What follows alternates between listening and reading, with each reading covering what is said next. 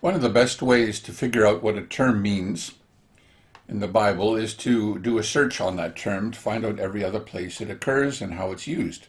So we'll do that with other sheep. And here we have 7 occurrences in the Bible.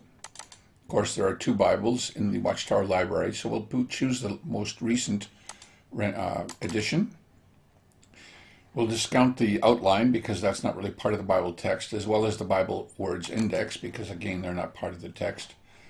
That leaves 1 occurrence in John for the term or phrase other sheep, and that is the very verse under question, John 10:16. So that isn't very helpful.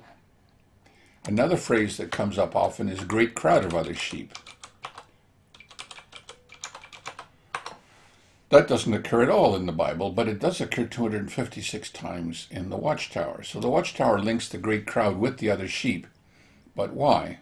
There is nothing in the Bible that directly links these 2 groups. So where do they get it from? Where do they get the other sheep doctrine from? Well, another way to find out would be to go to the reference works. And here we have other sheep, and there are 2 Watchtower publication indexes. The most recent covers the last 30 years, so we'll go to that. And we'll look for the discussion topic because any major doctrine is covered by a discussion topic, which points to various articles in magazines and books where the topic is fully discussed, fully exposed, and explained.